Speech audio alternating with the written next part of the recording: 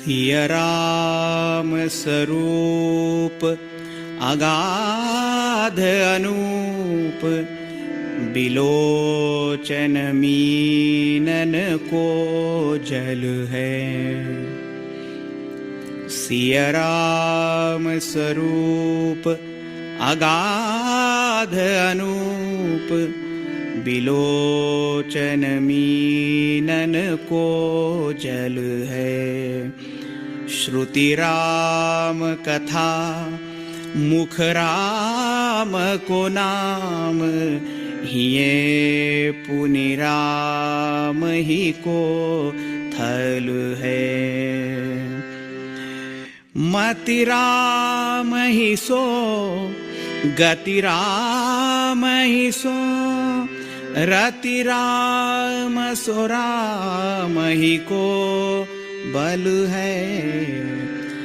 सबकी न कहे तुलसी के मते, इतनो जग जीवन को फल है।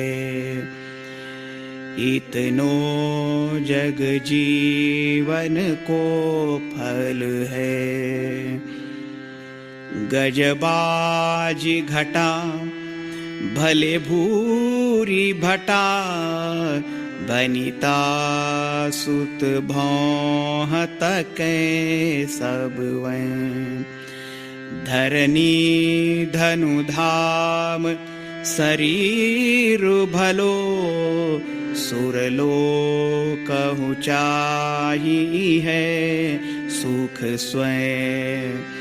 सब फोकट साटक है तुलसी, अपनो न कछु सपनो दिन द्वय।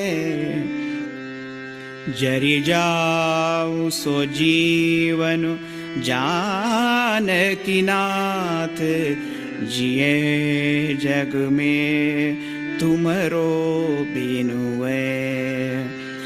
जरि जाऊ सो जीवन जानकी नाथ, जिए जग में तुमरो बिनुए। जिए जग में तुमरो बिनुए। आता चतुर लक्षणाचा समास आपला सुरू होत आहे. तर राम समर्थांच्या लक्षणांमध्ये बसणारा चतुर पुरुष तुलसीदास काय सांगतात की देवाविषयी प्रेम नसेल, कानाने रामाचं नाव ऐकलं जात नसेल, तर सब फोकट साटक है तुलसी. हेच बाकी काय फुकट आहे सगळं आहे. धरणी धनु धाम गज, त्या काळचं वर्णन आहे. गज बाजी घटा, घरी हत्ती घोडे सगळं आहेत, वनिता सुत सगळं आहे, स्त्री सुख सौंदर्य सगळं, पण सब फोकट साटक है तुलसी. अपनो न कछू सपनो दिनद्वय, हे सगळं 2 दिवसाचं स्वप्न आहे असं लोकाला सांगायचं साठी नाही बरं का, मनात समजायचं. असं लोकांना नाही सांगायचं, मनात समजायचं. आणि मग नाहीतर म्हणले तुलसीदास म्हणतात, बाकीच्यांचं मी म्हणत नाही, सबकी न कहे, पण तुलसी के मते जीवनाचा हाच अर्थ आहे. आणि हे असं जर होत नसेल तर या जीवनाला आग लागू. जरी जाऊ सो जीवन जानकी नाथ. तर हा चतुर मनुष्य असा असला की मग त्याचा कार्यभाग अगदी सुलभ होतो. ठीक आहे, तर आपण हे चतुर पुरुषाची व्याख्या, हे असं ह्या स्थितीकडे जाण्यासाठी काय केलं पाहिजे, त्या ओव्या समर्थ आपल्याला सांगणार. चला आता आपण त्या बघूया. आधी प्रार्थना म्हणूया. ओ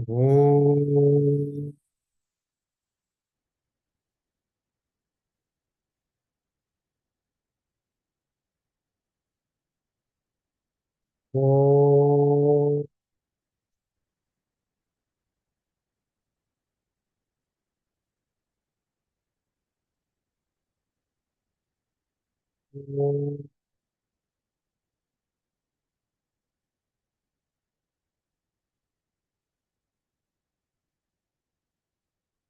श्री गणेशाय नमः. ओम श्री सरस्वत्यै नमः. ओम श्री गुरुभ्यो नमः. शुका सारिखे पूर्ण वैराग्य ज्याचे, वरिष्ठा परिज्ञान योगेश्वराचे. कवी वाल्मिका सारिखा मान्य ऐसा, नमस्कार माझा सद्गुरु रामदासा. नमस्कार माझा सद्गुरु रामदासा. जय जय रघुवीर समर्थ. नमस्कार. तर ही गेल्या वेळी आपण वेगळ्या तऱ्हेनं जरा आधीच्या दशकांचा पामर अर्थ काय काय अर्थाने वापरला आहे. दीन पामर म्हणजे साधक आणि सिद्ध विषयी. मग ह्यातनं हा प्रवास आपण बघितला आणि 15व्या दशकाचा सारांश बघितला. त्याच्यामध्ये आपण हे बघितलं की हा 15वा दशक हा आत्मदशक नाव आहे, पण हे जणू काही हे पर्सनलाइज साधना असल्यासारखं समर्थाने याची मांडणी केली आहे. ती कशी ते आता आपण बघूया की लोक व्यवहार करताना साधना कशी टिकवावी किंवा संतांची कशी टिकते किंवा संत या जगाकडे कसं बघतात. तर त्याची आपण या समासाची फोड आपण गेल्या वेळी अशी बघितली होती की 1 ते 4 ओव्यांमध्ये संतांच्या दृष्टिकोनातून जग आणि आपली जर दृष्टी अशी झाली तर मग छान आहे सगळं. आपली पण दृष्टी तशी होईल. हं? तर ते आपण बघूया 1 ते 4 ओव्यांमध्ये. नंतर आपल्या जीवनामध्ये अविवेक कसा दिसून येतो. आता आपण स्वतःहून आपण म्हणतो का की हो माझ्या जीवनात अविवेक आहे? नाही, आपल्या आम्हाला कोणालाच असं वाटत नाही की माझ्या जीवनात अविवेक आहे. पण संतांना कसा दिसतो तर की हे कसं वागणं आहे हे अविवेकाचं आहे. हे संत कसं त्यांना कसं दिसतं ते 5 ते 15 ओव्यांमध्ये आहे. आणि मग अभिमान. आता बघा, अभिमान म्हणजे वाईट चांगलं असं नाही, पण हा वेदांतामध्ये अभिमान हे टेक्निकल टर्म आहे. अहम किंवा अहंता ही आपण कसं म्हणतो अमका तमका जरा अहमभाव आहे त्याला, म्हणजे वाईट आणि किंवा चांगल्या काय स्तुती गणत नाही आहे. पण वेदांतामध्ये तो टेक्निकल वर्ड आहे. टेक्निकल कुठल्या अर्थाने? तर बघा, हे माझे डोळे आहेत, हे माझे कान आहेत, हे कोणाला तरी जाणवतं ना, तर आपल्या आतमध्ये जी एंटिटी आहे की ज्याला जाणवतं की त्या समोर आता आपण तिथं झूमवर बसलोत म्हणून ज्याचे ओठ हलत आहेत, तिथून आवाज येत आहे, हे सगळं एकत्रित करण्याचा जो जाणतो की मला ऐकू येत आहे. तर ही एकत्र येण्याची जी एंटिटी आहे ना, ती ह्या सगळ्या आपल्या सेन्सेशन्स येतात त्याचा ताबा घेते, एकत्रीकरण करते. ते म्हणजे अभिमान. तर तो चांगला वाईट असं नाही, तो आहे. आता काय सगळी आपल्या संज्ञा एकत्र येतात, ते कोणीतरी एकत्र संकलन करायला लागतं आणि मग त्याला आपण मी म्हणतो हे माझं शरीर आहे, मी बोलतोय, मला भूक लागली आहे, मला तहान लागली आहे, जे असेल ते. तर जो शरीरापुरतं गरज भागवण्यापुरता अभिमान सगळ्यांना असतो, प्राण्यांनाही असतो. पण आपल्याला हा अभिमान सत्वाकडे, सेवेकडे वळवण्याची संधी असते किंवा स्वार्थाकडे वळवण्याची संधी असते. तर हाच अभिमान हा सत्वप्रधान आणि तमप्रधान हा कसा वेगवेगळा दिसतो ते 16 ते 21 ओव्यांमध्ये आहे. आणि मग आपण समाजातच राहतो. मग वेदांत म्हणजे असं आहे का कोणाशी जास्ती बोलायचंच नाही, ओळखच नाही करायची, असं नाही. आपला जो स्वभाव, आपल्या स्वभावाप्रमाणे आपण वागत राहू. पण आपल्याला जर आजूबाजूला समाज आपल्या बरोबर एक आध्यात्मिक नेतृत्व करायचं असेल तर समुदाय आपलासा करून घेण्याचे, वागवण्याचे जे चातुर्य लक्षण आहेत ती 22 ते 35 या ओव्यांमध्ये त्यांनी सांगितले आहेत. असा अगदी सुंदर समास आहे. तो आता आपण आज बघूया. चला. श्रीराम. अस्तिमा हे संतांच्या दृष्टिकोनातच जग आहे बघा.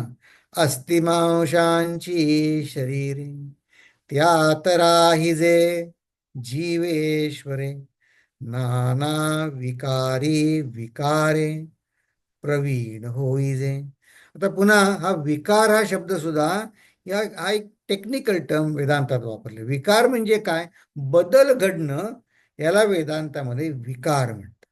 आता दुधाचं दही झालं, मग दुधातला विकार झाला, बदल झाला, परिवर्तन झालं, त्याला म्हटलं दही झालं. तसंच मग हा विकार, नाना विकारी विकारे म्हणजे वाईट अर्थाने नाही. We have different expertise, different aptitude, different या सगळ्या आपण त्याच्यात हे सगळे जीव अस्थिमांसांचे तर आहेत, पण ते वेगवेगळ्या कलांमध्ये, संज्ञांमध्ये, त्याच्यामध्ये ते प्रवीण आहे. मग पुढे काय झालं? घनवट पोचट स्वभावे, विवरो न जाणीजे जीवे. आता एक घनवट पोचट हे कॉन्ट्राडिक्टरी टर्म्स वापरण्यासाठी हा जुन्या मराठी शब्द आहे. म्हणजे घट्ट आणि पोकळ, लांब अरुंद, असे आपण कॉन्ट्रास्टिंग लाईफस्टाईल म्हणतो की नाही, ते प्रत्येकाच्या स्वभावानुसार ते आहे. उदाहरणार्थ, एक गवत, निरनिळ्या प्रकारची गवतं असतात ना, फार झपाट्याने वाढतात. एक 2 महिन्यात चांगली एक 1.25-1.5 फूट होतात. पण हेच जर तुम्ही वटवृक्षाचं बी पेरलं, हो, ते वर्षाला 1 फूट सुद्धा हलकं हळू वाढतं ते वटवृक्षाचं बीज. ते स्वभाव आहे त्याचा. पण ते वटवृक्ष झाल्यावर ते किती घट्ट मजबूत असतं. तोपर्यंत गवताचे अनेक जन्म होऊन गेलेले असतात. 10-15 वर्षामध्ये. पण ते हे प्रत्येकाचं वेगवेगळं आहे. विवरून जाणी दे जीव, याचा अर्थ गवत फास्ट वाढतं म्हणून ते श्रेष्ठ असं नाही. प्रत्येकाचा तसा स्वभाव आहे. घनवट पोचट स्वभावे, विवरो न जाणीजे जीवे, व्हावे न व्हावे आघवे जीव जाणे. म्हणजे प्रत्येक जीवाला त्याच्या संरक्षणाची, शरीर संरक्षणाची भगवंतानी एक आत्मध्येच एक उपजत बुद्धी दिलेली आहे. ती जीव संपूर्णपणे जाणतो. तो पूर्णपणे जाणतो. स्वभावतः असते जन्माला, ते शिक्षण जन्माला घेऊनच येतो. ये की माग मागो घेणे. मग त्या पहिल्या 1-2 ओव्यांमध्ये प्राणी मात्रांची रचना सांगितली. मग आता जीवसृष्टीत आल्यावर, मानवी जीवनात आल्यावर एकाच परिस्थिती बघितली तर ये की माग मागो घेणे, ये कान मागताच देणे, प्रचितीने सुलक्षणे ओळखावी. एखाद्याला किती मागा, किती प्रयत्न करा, त्याला मिळत नाही. एकाला न मागता सगळेजण म्हणतात ना, they are born with a silver spoon. तसं या हा सृष्टीचा रचना, भगवंताची रचनाच तशी आहे. पण संत काय म्हणतात? ते प्रचितीने सुलक्षणे ओळखावी, की बघा हा हे असं आहे, हे पूर्वजन्मीचं सगळं हा ईश्वराचा खेळ हा असा आहे. मग संत काय करतात? जीव जीवात घालावा, आत्मा आत्म्यात मिसळावा, राह राहो शोध घ्यावा परांतराचा. संतांनाच फक्त ही कला अवगत आहे. जो संपूर्ण निस्वार्थी मनुष्य झाला तर त्याला हे जमेल. याचं अगदी अगदी सोपं म्हणजे घडलेलं पण साधं उदाहरण मला फार पटलं म्हणून सांगतो. एकदा एका कॅम्पला काय झालं, काही वर्षांपूर्वी, साधना शिबिराला, काय माहिती नाही काय झालं, पण त्या साधना शिबिराला एक 120-130 एवढीच जण, नेहमी अगदी 500-700 जण यायचे, तर त्याला कमी जण आले.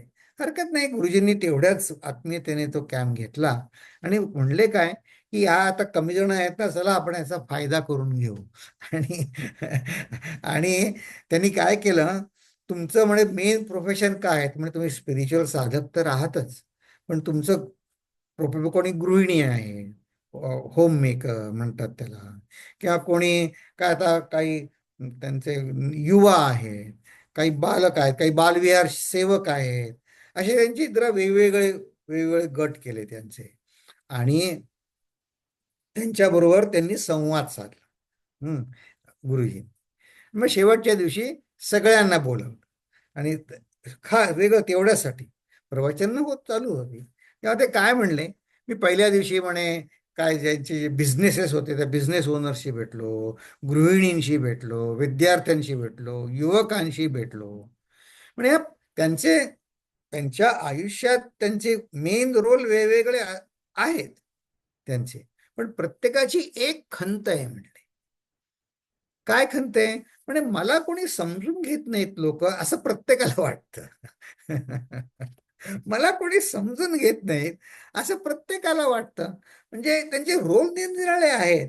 त्या त्या रोलमध्ये काय बरेच वेळा ते गेलेले आहेत, जे सेवानिवृत्त झाले ते कधी नोकरी करतही होते, ते त्यांचा जॉब होता. काय पण त्यांना प्रत्येक मुलांनाही असं वाटतं, गृहिणीला वाटतं, सगळ्यांना वाटतं मला कोणी समजून घेत नाही. तर हे परांतराचा शोध घ्यायला कसं शिकायचं, त्यामुळे तुम्हाला फ्रेंडशिप मिळवण्यासाठी म्हणजे तुम्ही काय करता खरं त्याचं वर्णन आता पुढे येणार आहे. समाजातला अविवेक पण त्यांनी एक उदाहरण सांगितलं कसं ते. म्हणजे आपण म्हणे हा त्यांनी म्हणजे मी विस्ताराने आता नंतर बघू, पण एक उदाहरण त्यांनी सांगितलं म्हणजे तुम्हाला समजण्यासाठी, स्ट्राईक होण्यासाठी एकच फक्त सांगतो की आपण चांगलं म्हणून सुद्धा जे करायला जातो ना, त्यांनी काय केवळ दुसऱ्यांना म्हणजे त्या माणसाला त्रासच होतो, तो बोलू पण शकत नाही अशा वेळी. तर म्हणे म्हणे आत्ता इथे यायच्या आधी ज्या ठिकाणी होतो तिथे एक चिन्मय मिशनचे एक सिनियर सेवक होते, त्यांचा अचानक मृत्यू झाला. मग मला कळलं, मी त्याच गावीत होतो, मग मी 2-4 दिवसांनी भेटायला गेलो त्यांना. हा. तर ते होते, भेटलं.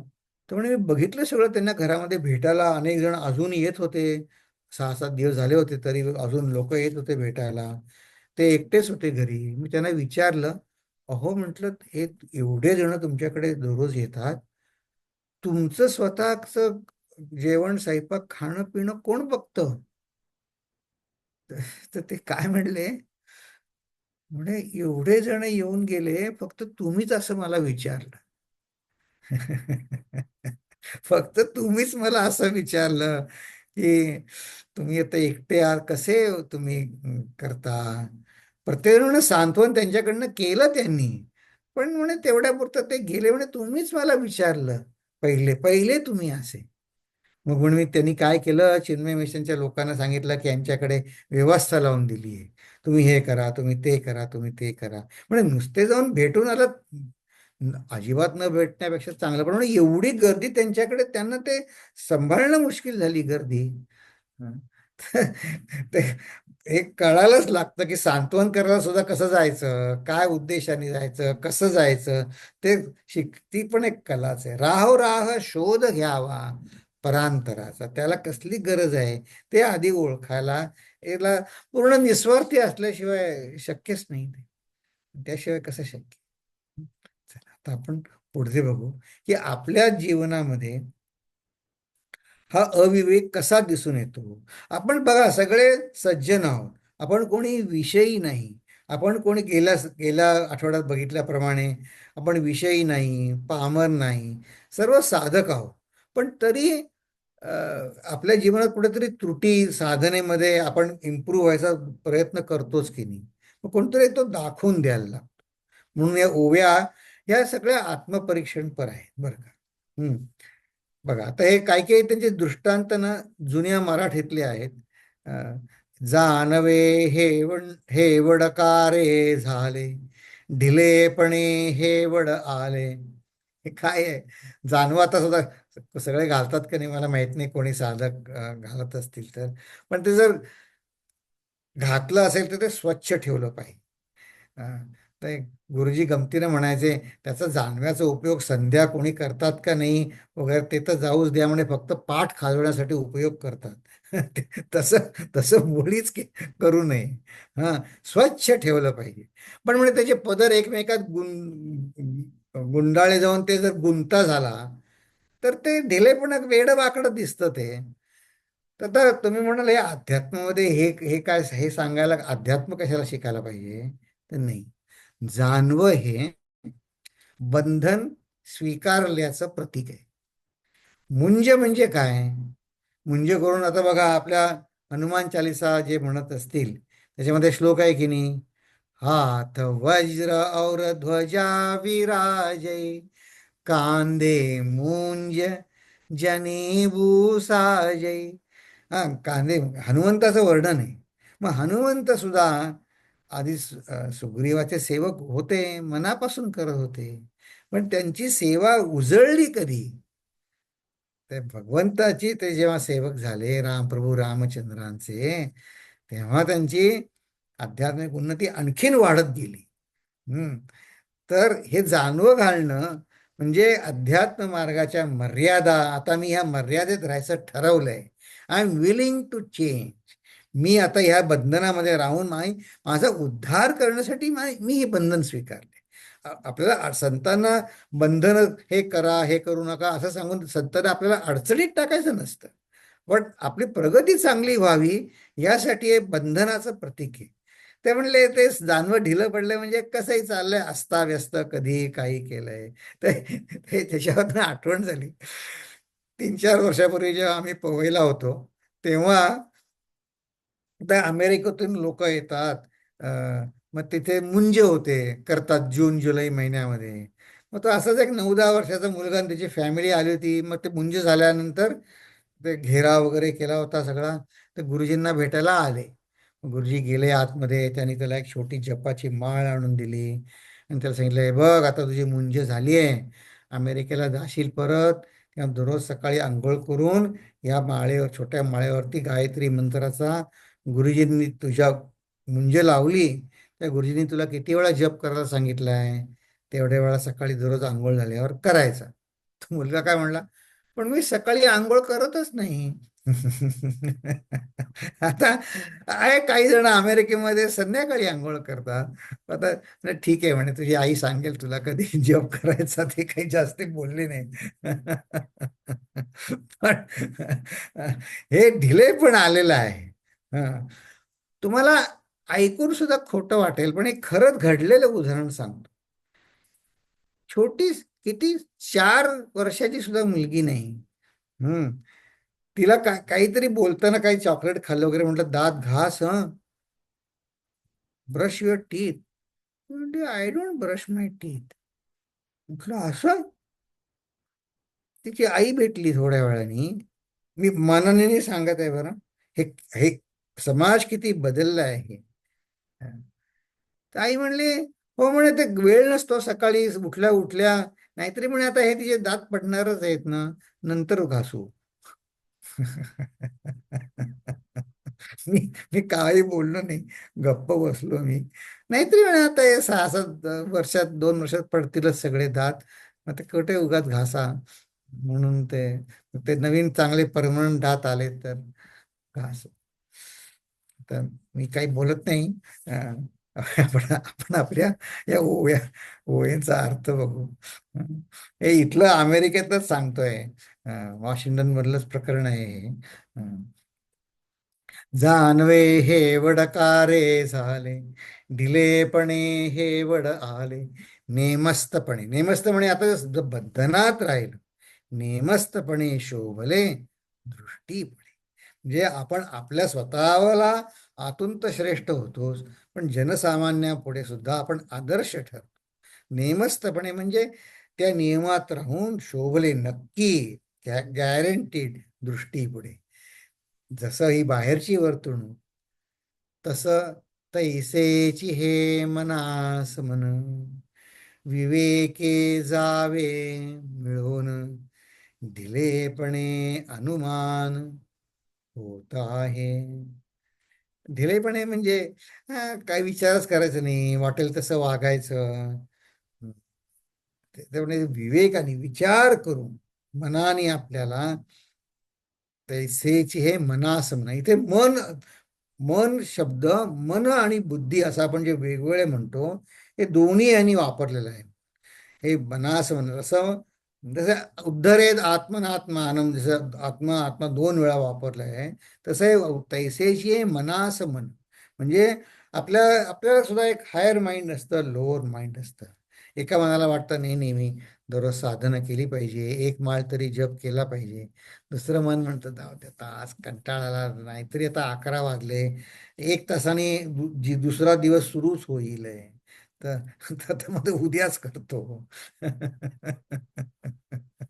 ते ते असं आहे, काही काही जण एकादशी करतात ना, तर काही वेळेस ते लुनार कॅलेंडरनुसार एकादशी 2 दिवस येते. हा, दोन्ही दिवशी असते. मग कुठे जेवायला गेलं तर म्हणतात नाही नाही माझी, अरे एकादशी असली तरी उद्या करा एकादशीचं काय, एकादशी 2 दिवस आहे, आज खाऊन घ्या. उद्या करा एकादशी. मग ते उद्या करतात, मग ते उद्या सांगतात काल झाली. ते ते आता अ, आपल्या सोयीप्रमाणे ढिलेपणा आपल्या सगळ्या सोयीचा असतो बरं का. ते ढिलेपणे अनुमान होत आहे. अनुमाने अनुमान वाढतो, भिडेने कार्यभाग नासतो, या कारणे प्रत्ययेतो आधी पहावा. आता काय आहे, हे मराठी शब्द काही वेळेस समजत नाही. भीड त्यांनी एकाने विचारलं, "बरं, गेल्या वेळी गेल्या 2 समासात पण शब्द आला बाबा, भीड भीड म्हणजे भीड म्हणजे काय?" तर म्हटलं असं आहे, भीड म्हणजे स्पष्ट एक लोकव्यवहारामध्ये कसं उगाच कशाला कोणाचा दोष दाखवायचा म्हणून आपण मृदू बोलतो, तो एक भाग झाला. पण भीड म्हणजे अ, कशाला उगाच आपण हे आता इथे भीड म्हणजे लोकांशी नाही, आपल्याशी, आपल्या प्रामाणिक मताशी, मनाने मनाला आवरायचं आहे ना. हम्म. तर त्याचं सोपं आहे, ते बाजूला एकदम म्हणे, अरे अरविंद सोपं सांग. सोपं म्हणजे ज्यामुळे, ज्याला आपण म्हणे इंग्रजीमध्ये त्यांनी शब्द वापरला, ज्याला आपण मराठीत सॉफिस्टिकेटेड म्हणतो. म्हणजे आत एक आणि बाहेर दुसरं, त्याला म्हणतात भीड. बरं भेटलं, खरं आहे. म्हणजे आता कोणाकडे जेवायला गेलात, काही पदार्थ आवडला नाही तर सांगा मला, नाही आवडला, नको, ते तसं नाही सांगायचं, चांगलं आहे पण मला नको. मग ते उगीच उगीच कशाला काही सांगा. तर या कारण पण हे, ते बाहेर लोकांमध्ये भिडेनं एक वेळ व्यवहारासाठी ठीक आहे. इथं आता हे आपल्या आतलंच आलेलं आहे. हे इथं म्हणजे बनास म्हणणं, आपल्या आतमध्ये अविवेक जो आहे, म्हटलं नाही, पर्सनलाइज साधन आहे. हम्म. या कारणे प्रत्यय तो आधी पहा. मग आता आपण गुरूंकडे गेलो, गुरूंनी सांगितलं काय रे, झाली की आजची साधना. आता आता तुम्ही आश्रमात गेला, जेटलॅग आहे, मग सांगा गुरुजींना, नाही गुरुजी मी झोपलो, मी नव्हतो गेलो प्रवचनाला, मला झोप लागली. जे काय असेल ते प्रामाणिकपणे सांगा. त्यांनी ते म्हणाल गुरुजींना काय समजतंय, अरे गुरुजींना नाही समजत, पण मला तर समजतं की नाही की मी खोटं सांगितलं, मला समजतं ना. मग आपलं मन कशाला, मनाची शक्ती माझ्या कमी करायची. हम्म. अनुमाने अनुमान वाढतो, भिडेने कार्यभाग नासतो. मग यात आपला कार्यभाग काय, आपल्या मनाला स्ट्रॉंग बनवणं, हे आपलं ध्येय आहे. ते होत नाही. कार्यभाग नासतो, या कारणे प्रत्यय येतो आधी पहा. पण आपली स्थिती कशी आहे, दुसऱ्याचे जीविचे कळेना, परांतर ते जाणवेना, वश होती लोक नाना, कोण्या प्रकारे. पण असं आहे, नेतृत्व गाजवायची, माझं लोकांनी ऐकावं, ही जी लोकेशन आहे ती तर कमी होत नाही, ती कमी होत नाही. आणि मग मन शुद्ध झालेलं नसल्या कारणानं दुसऱ्या जीवी काय आहे ते कळत नाही, आणि दुसऱ्या त्यामुळे परांतराचं दुसऱ्याला काय दुःख आहे हेही जाणवत नाही. हा, मग मग आपल्या आजूबाजूला कोणी लोक कशाला वर येतील सांग, नाही आहे. पण मग ते तरी मी वश करायचा प्रयत्न करतो, कुठल्या प्रकारे ते तर समर्थच सांगणार आहे. पण असं वाटतं की लोक झाले पाहिजेत. हं. वश कोण्या प्रकारे, अक्कल सांडून परती, म्हणजे उलट्या तऱ्हेनं अक्कल चालवतात. लोक वशीकरण करीती, अपूर्णपणे हळू पडती, ठाई ठाई. मग समजा आपली लायकी नसताना, म्हणजे काय, माझं मन शुद्ध झालं नाही, माझ्या मनामध्ये दुसऱ्याच्या दृष्टीनं विचार करायची, सुखदुःख बघायची माझ्याकडे पात्रता नाही, आणि तरी जर माझ्याकडे नेतेपद मी काही कारणाने म्हणा आणलं, मिळालं म्हणा, किंवा मिळवलं म्हणा, खोटं नाटं बोलू. पण ते पेलायला पाहिजे की नाही मला, पेलायला पाहिजे. त्यापेक्षा पहिली गोष्ट, नेतृत्व म्हणजे चांगलं किंवा नेतृत्व म्हणजे श्रेष्ठ असं नाहीच आहे. हं. आपण आपलं स्वभावाप्रमाणे योग्य कर्म निस्वार्थीपणे करणं ही खरी श्रेष्ठता आहे. याचं एक तुम्हाला खरंच उदाहरण सांगतो. आता मी जे अखंडानंद स्वामींचं उदाहरण वरचेवर सांगतो, ते अखंडानंद स्वामी त्यांचा वावर त्या श्रीमंत व्यापारी वर्गामध्ये काही कारणं त्याच्यात जास्ती झालं. तर एक व्यापाराकडे ते मुंबईला आले होते. आता ही बरीच 1951 सालची गोष्ट आहे. तर तिथे एका व्यापाराकडे आले होते आणि त्यांच्याकडे अजून गच्ची वगैरे होती त्या घरावरती तिथे. तर खाली एक कुठले महंत, एक कुठल्या संप्रदायाचे, जैन संप्रदायाचे, त्याची त्यांनी ते एक घोड्याची बग्गी असते ना, 4 घोडे अशी बग्गी असते, त्या बग्गीतनं त्यांची मिरवणूक काढली होती त्या जैन पंथातल्या धर्मगुरूंची. मोठी भली मोठी मिरवणूक होती, छत्र चामर सगळी धरली होती. तर ते बघत होते, गाजा वाजा आरडा बेंड बाजा सगळा, ते मिरवणूक चालली होती. ते अखंडानंदाने त्यांच्या आठवणीत लिहिलंय की कसं लोकांपासनं मी मलाच वाचवलं. त्यांना 3 मठांनी मठाधिपती आमचे व्हा म्हणून मागे लागले होते त्यांच्या. ते म्हणले मला नाही व्हायचं. हं. तर हा व्यापारी त्यांना काय म्हणला, म्हणजे स्वामी जी, आपको भी हम आपको महंत बना देते हैं, आपकी भी ऐसी शोभा यात्रा करेंगे. मोठी करूया, खूप मोठी. आप तो इनसे कई बडे हैं, आणखीन मोठी शोभायात्रा करू. ते अखंडानंद म्हणले, मी त्याला सांगितलं, वो जो महंत बैठे हैं और उनके जो साथी बैठे हैं उनके बाजू में थे छत्र चामरा से पंखा घालायला, म्हणे उनका दुख आप नहीं जानते. आपण म्हणतो ना परांतरा से दुःख जाणवे ना. म्हणे उनको टट्टी करने जाने का सौभाग्य उनको नहीं है. त्यांना त्यांना जर बाथरूमला जायचं असेल या मोठ्या प्रोसेशन मध्ये, म्हणे त्यांना उठून जाता येत नाही. म्हणे मग म्हणले, हम जहा है वही खुश है. तर हे इतकं खरं आहे. हे मी परत ते एक आपल्या चिन्मय सेंटरला एक DC राव म्हणून आहे, DC राव. अ, ते सांगत होते की ते ज्या महंतांकडे जातात त्यांची अशी शोभायात्रा काढतात. तर त्यांची त्यांची ओळख झाली म्हणून एका शोभायात्रा ते त्यांच्या मोटारच्या बाजूने ते थोड्या वेळ 10-15 मिनिटं चालले. तर ते DC राव मला काय सांगतात की म्हणे हे किती खरं आहे. म्हणे ते महंत मला हेच म्हणले, म्हणे रावजी माझी, म्हणे तुम्ही माझ्याकडे असं बघू नका, म्हणे मला जायचंय बाथरूमला, मला जाता येत नाही. जाता येत नाहीये.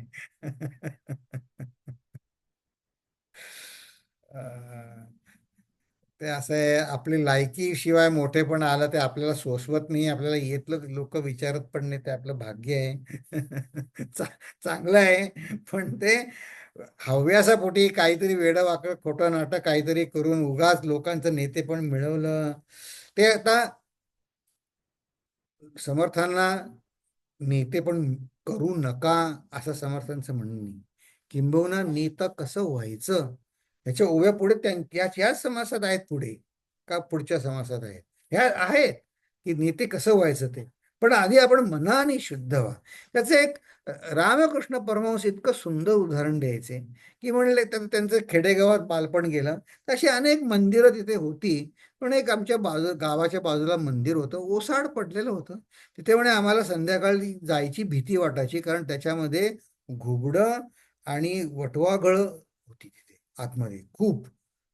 तिथे पण म्हणे तिथे एक जण झाला, एक साधू आला आणि त्यांनी काय केलं की उगीच म्हणे घंटा तिथल्या वाजवायला सुरुवात केली की लोकांनी यावं म्हणून. आम्हाला वाटलं कोणी साधू येऊन त्यांनी सगळं ते अंगण विंगण साफ करून केलेलं आहे का. काही नव्हतं केलेलं, सगळं म्हणे तिथे प्राण्यांची विष्ठा वगैरे सगळं पडले. म्हणे लोक आले, सगळी घाण बघितली आणि गेले परत. काही नाही आले. त्याला त्या साधूला वाटलं मला काही अन्न बिन्न मिळेल, म्हणे काही नाही. म्हणे तुम्ही उदाहरण ते रामकृष्ण सांगायचे की ते मंदिर तुमचं आजूबाजूला आधी स्वच्छ करा, स्वतःचं अंतःकरण स्वच्छ करा, मग घंटा वाजवा. तेच आपण मागे एक विनोबा भाव्यांचं एक सुंदर एक सूत्रात्मक वाक्य वाचलं होतं बघा. त्यांचं वाक्य होतं की आतमधले दिव्य ज्योत प्रगट व्हायच्या आधी, म्हणजे आतमध्ये तयारी व्हायच्या आधी प्रगट होण्याची घाई का? म्हणजे पेटल्यावर दिसेलच. पेटल्यावर दिसेलच, ते लोकांना दिसावं म्हणून घाई का करता? अं, तर असं आहे, पेटल्यावर दिसेलच. फार त्यांचा इतका इतकं सूत्रात्मक आहे, त्यांचे विचार करावा. आपल्या अनेक अडचणींची उत्तरं त्या विनोबांच्या काही काही अशा या सूत्रात्मक आहेत. अं, पेटल्यावर दिसेल. हे आकल सांडून परती लोक वशीकरण करीती, अपूर्णपणे हळू पडती ठाई ठाई. आता अगदी जाता जाता उल्लेख म्हणून सांगतो, हे अध्यात्म मार्गात आहे तसंच संसारात सुद्धा आहे बरं का. मी तुम्हाला खोटं वाटेल सांगून, मी का सांगतो, टीका म्हणून नाही, आपलं कुठे मन हे जाईल आणि आपण भुलले जाऊ म्हणून सांगतोय. आपल्यासारखे कुटुंबातल्या सासूबाई, एक सासूबाई भारतातल्या मला सांगत होत्या, त्यांनी ज्योतिषाकडनं जाऊन काहीतरी काय मंत्रित होऊन एक काहीतरी दाखवत होतं मला. पण तुम्हाला पण हवंय का? म्हटलं नको मला असलं काही. ते सांगत होते हे घ्या. त्यांनी त्यांच्या ते सुनेला दिलं, मुलीला दिलं, सुनेला नाही मुलीला दिलं. का? तर त्या मुलीच्या घरी त्या सासूबाई तिच्या घरातनं निघून जाव्या म्हणून ते दिलं तिला, मुली.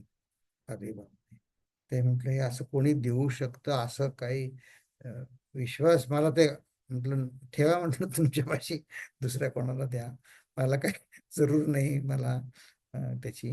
पण करतात लोक, विश्वास असतो काहीतरी, कुठे आपण भुलले जाऊ तर. काय असतं, ह्या शक्ती असतात, नाही असं नाही, पण त्याचा गैरवापर नाही करता, मुळीच गैरवापर नाही करता का. जगदीश आहे जगदांतरी, चेटके करावी कोणावरी, जो कोणी विवेके विवरी, तोची श्रेष्ठ. किती सुंदर आहे हो. अशा तापलेल्या मनाला त्यांनी असं वाटत असेल, त्यांनी ओवी वाचल्यावर आहा, अंतःकरण किती शांत होत असेल की अरे सगळ्या जगामध्ये जगदीश्वर आहे, कोणी कशाला कसलं चेटक करायचं उगीच, काय कुठे मी काय करताय. जगदीश आहे जगदांतरी, चेटके करावी कोणावरी, जो कोणी विवेके विवरी. विवरी म्हणजे वागतो जगामध्ये, तो श्रेष्ठ.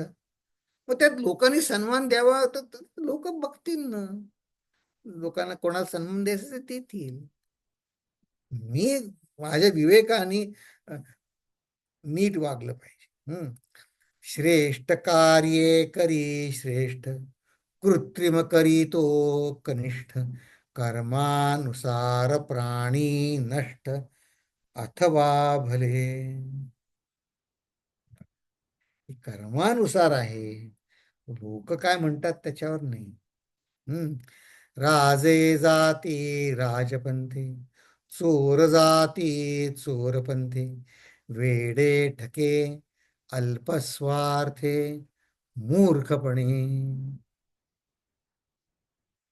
हे मला आठवण झाली, आधीच्या एका दशकामध्ये असा जो चेटूक करून कृत्रिम वागून श्रेष्ठ दाखवणारा जो असा ही वृत्ती आहे, त्या वृत्तीचा निषेध करताना समर्थाने एक सुंदर ओवी आपल्याला सांगितली होती. पाहुनी राजहंसांचा मेळा, तेथे आला डोंब कावळा. हे असे तडाखे समर्थच देऊ जाणे. हं. पाहुनी राजहंसांचा मेळा, तेथे आला डोंब कावळा, लक्षुनी विष्ठेचा गोळा, राजहंस म्हणवी. आता ते कोणा सांग बघ, त्याच्यासारखी माझी विष्ठा आहे, मी राजहंस आहे, आता असं म्हटलं तर माझी लायकी काय? आता एखादा फसेलही कोणी, पण हे अतिशय क्षुद्रपणा आहे. वेडे ठके अल्प स्वार्थे मूर्खपणे, मूर्खास वाटे मी शहाण, परी तो वेडा दैन्यवाण, नाना चातुर्याच्या खुणा, चतुर जाणे. तर बघा, एक मला आठवलं संतांचं. संत काय करतात, अरे समर्थांनी इतकं डिटेलमध्ये सांगितलंय. तर एका संतांना एक विचार म्हणे, थोडक्यात सांगा चतुरपणे म्हणजे काय. तर म्हणे व्यवहारातलं. ते म्हणे आपला जीवनातला दिवसातला कुठलाही वेळ साधनेला धक्का लागणार नाही आणि साधना होईल असा घालवणं म्हणजे चतुरपणा आहे. हा, की दिवसातला वेळ चतुरपणे घालवणं म्हणजे काय, कोणाला फसवणं, काय डे ट्रेडिंग करून पैसे मिळवणं म्हणजे चतुरपणे नाही. माझी शांती टिकवणं, माझी साधना होईल असे निर्णय घेणं, म्हणजे चतुरपणे. तर संतांचे किती सुंदर बघा त्यांनी सांगितलं.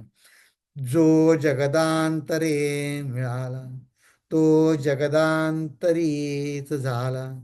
अरत्री परत्री तयाला काय उणे. किती सुंदर सांगितलं. अरत्री परत्री म्हणजे जागत असताना, ऑफिसमध्ये असताना, घरी आल्यावर सगळं विचार करून त्याला काही उणं नाही. बुद्धी देणे, बुद्धीच देणे म्हणजे गिफ्ट भगवंताचे. बुद्धिवीण माणूस काचे, राज्य सांडून फुकाचे भीक मागे.